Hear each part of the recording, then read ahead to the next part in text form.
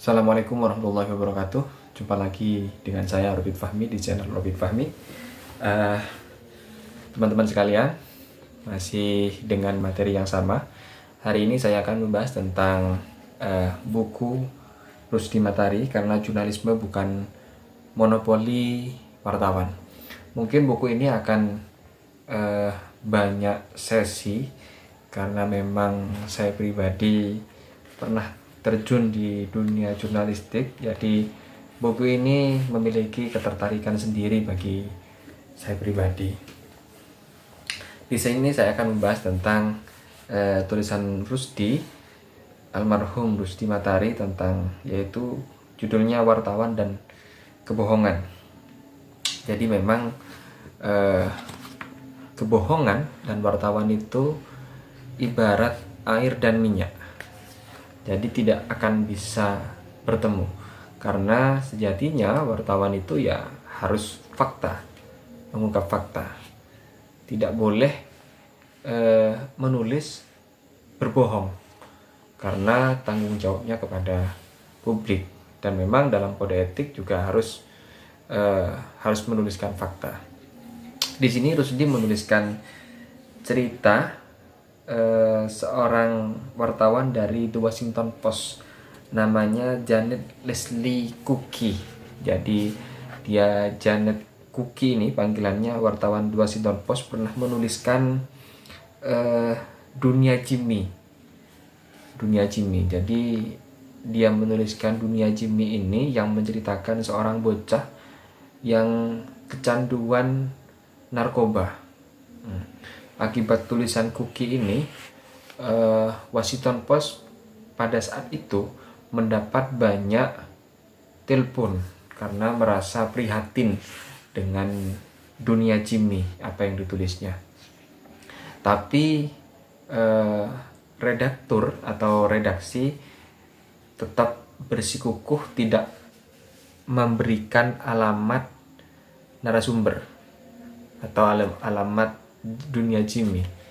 Bahkan si Kuki ini juga tetap kekeh tidak memberikan alamatnya. Dia bersikeras bahwa itu adalah kode etik. Dan berkat tulisan Dunia Jimmy ini yang sampai menjadi perbincangan di Amerika, dan pemerintah bahkan mencari alamatnya, cuman tidak pernah ketemu.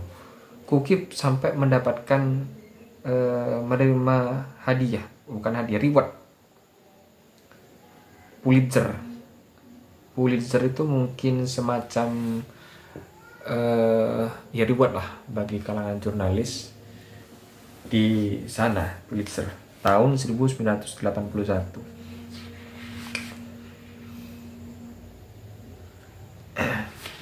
Nah, suatu ketika mungkin karena sudah menjadi perbincangan hangat, bahkan sampai mendapatkan Nobel Pulitzer ini, akhirnya redaksi mendesak Kuki untuk memberikan alamat narasumbernya. Bahkan redaksinya mengancam, kalau tidak memberikan alamatnya, saya akan membongkar kebohonganmu juga. Jadi Kuki ini juga punya track record yang kurang baik.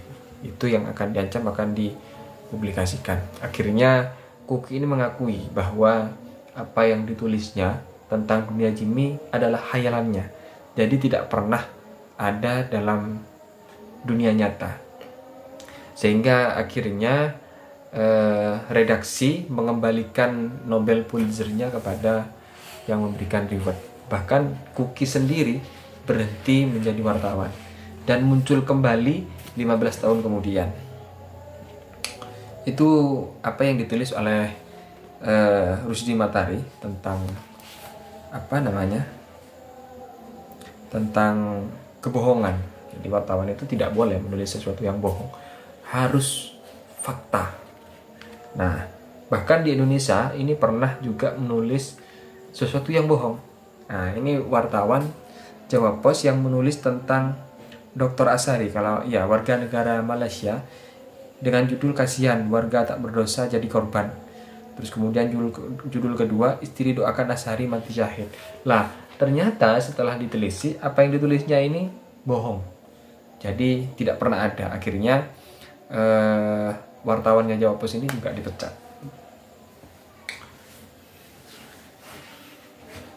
Jadi kebohongan atau menulis sesuatu yang fiktif bagi wartawan adalah kejahatan terbesar. Jadi kebohongan terbesar, apalagi menulis sesuatu yang ya hanya imajinasi belaka. Nah, ini kebiasaan menurut Rusdi, kebiasaan kebohongan yang ditulis oleh wartawan, yaitu soal deadline, waktu. Nah, ini memang sering kali terjadi. Kadang kejadiannya itu jam 1, kemudian dirubah jam dirubah jam 6, terus kemudian jadi asal comot saja karena direktur mungkin keburu untuk mengangkat beritanya, akhirnya jadi seenak dia. Kadang yang memprihatinkan terus di sini adalah ketika kebetulan pada saat itu media itu lomba untuk cepet-cepetan tayang, mungkin cepet-cepetan up to date lah. Misalkan media A itu mengangkat persoalan ini yang memang itu kasus besar, dia paling update katakanlah jam 6. Karena mungkin media lain tidak mau kalah, akhirnya jamnya, deadline-nya itu dirubah. Dia ngangkat beritanya jam 5.30. Padahal wartawannya tidak turun ke lapangan mengutip dari media A. Lah, ini adalah kebohongan yang parah menurut Rusdi. Dan lagi, ini yang sering kali terjadi dan yang saya alami, yaitu satu sumber. Menurut Rusdi juga ini adalah kebohongan. Wartawan hanya mengambil sumber dari satu pendapat saja. Dan ini sering kali terjadi biasanya ketika konferensi pers. Misalkan wartawan mengikuti konferensi pers di kepolisian, penangkapan tentang maling sapi gitu misalkan. Jadi sumbernya hanya satu itu. Jadi wartawan tidak pernah turun ke lapangan apakah benar ini pelakunya, atau mungkin ada kejadian khusus, misalkan polisi menembak kaki si maling sapi ini gara-gara berusaha melarikan diri. Tapi wartawan hanya menulis keterangan ini dari kepolisian, tidak pernah melakukan atau mengecek langsung ke lokasi apakah benar si maling ini berusaha melarikan diri, atau jangan-jangan memang si polisi yang kalap. Nah, itu menurut Rusdi, jadi hanya menulis dari satu sumber saja itu dianggap sebagai kebohongan. Hal-hal semacam ini menjadi miris katanya Rusdi, karena hampir 25%. Jadi misalkan bukan 25%, seandainya ada 30.000 wartawan, maka 25.000-nya itu tidak menjalankan kode etik. Jadi menurut Rusdi, menulis hanya dari satu sumber itu sudah menyalahi kode etik. Dan seringkali ini dilakukan oleh media-media yang menuntut wartawannya untuk mengemis kepada narasumber. Jadi ya terserah lah, nulis berita apa saja, yang penting dapat cuan. Kadang wartawannya tidak punya kapasitas untuk menulis, jangan hanya untuk menulis berita, bahkan menulis namanya saja tidak bisa. Asalkan bisa jadi wartawan, terus kemudian dia dijadikan kacung medianya untuk mencari uang. Akhirnya apa? Bukan hanya menulis berita, tapi melakukan pemerasan dan lain sebagainya. Nah, menurut Rusdi ya hal ini perlu dilawan. Jadi mungkin ini pas ya dengan judul bukunya, karena jurnalisme bukan monopoli wartawan. Jadi ya, kebohongan-kebohongan seperti itu publik harus melawan. Jadi di sini Rusdi mengutip apa yang disampaikan oleh Farid Gaban. Jurnalisme itu terlalu penting untuk hanya diurus para wartawan saja. Perlu publik perlu mempersenjatai diri dengan pengetahuan bagaimana industri media beroperasi, bagaimana wartawan bekerja, bagaimana kejahatan dan kebohongan media diproduksi. Kita tahu bahwa ya mungkin karena sudah sampai kepada masanya ya. Saya tidak mengatakan ini mengeneralisir, tapi sebagian besar memang wartawan itu melakukan liputan hanya dari satu sumber saja ketika itu konferensi pers. Dan itu seringkali terjadi ketika konferensi pers dari kepolisian, terus kemudian dari pemerintahan tidak melakukan checks and balance lagi bagaimana kejadian yang sesungguhnya di lapangan. Itu tentang, nah ini tulisan yang kedua dari Rusdi Matahari, yaitu kiamat. Nah, judul kedua itu tentang kiamat. Nah ini Rusdi mengkritik lah, pada prinsipnya mengkritik CNN yang menulis tentang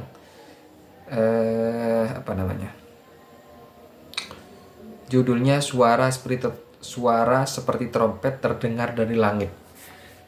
Cuman di sini tidak disebutkan beritanya seperti apa, tapi menurut Rusdi sebetulnya apa yang ditulis CNN itu sebetulnya sudah ada di kanal YouTube, di YouTube setahun yang lalu. Jadi baru ditulis sekarang. Dan temannya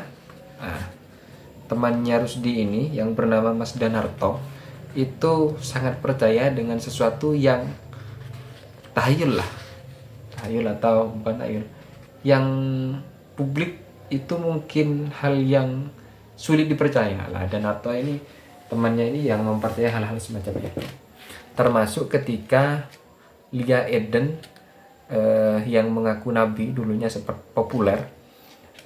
Dia mengirimkan surat kepada sekian instansi bahwa akan ada kiamat dalam waktu dekat. Jadi dia mengirimkan VCD seruan Tuhan tentang hari kiamat, termasuk dikirimkan ke presiden, terus kemudian KPK, Kapolri dan lain sebagainya. Bahkan dikirim ke Obama, presiden Amerika pada waktu itu, dan dikirim ke NASA. Nah, Lia Eden ini sempat menjadi populer gara-gara media memberitakan secara terus-menerus. Dan kemudian temannya ini, Danarto, temannya Rusdi Matahari ini, percaya dengan Lia Eden, bahkan menjadi pengikutnya. Suatu ketika Rusdi mendapat surat dari pos, ternyata itu dikirim oleh Danarto, yang kalau tidak salah mana isinya ya. Jadi tulisannya itu simple, jadi sangat lucu.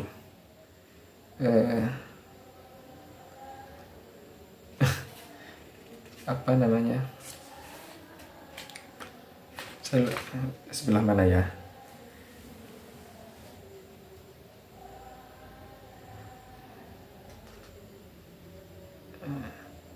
Isu kiamat sudah meresahkan, mana ya? Entahlah, kalau dicari mungkin akan terlalu panjang, berbelit-belit.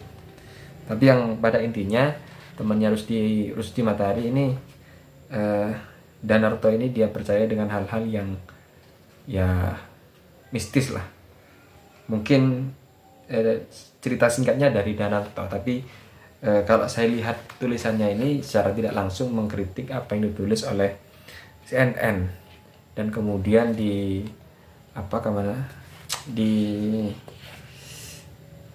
dikutip oleh sekian media, padahal sumbernya tidak jelas. Mungkin seperti itu kritiknya Rusdi Matahari yang spesifikasinya seperti itu.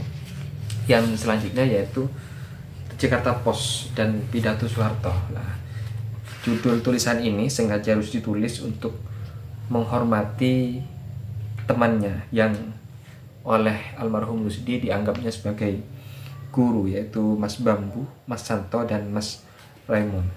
The Jakarta Post dan pidato Soeharto. Jadi waktu tahun 98 ketika jatuhnya rezim Soeharto, media berbondong-bondong menuliskan Soeharto mengundurkan diri. Hanya satu media yang menulis judul I quit atau saya berhenti. Jadi kalau disimak lagi teks pidato dari rezim Soeharto, tidak pernah ada pernyataan dalam pidatonya yang mengatakan saya mengundurkan diri sebagai presiden. Tapi Soeharto mengatakan saya berhenti menjadi presiden.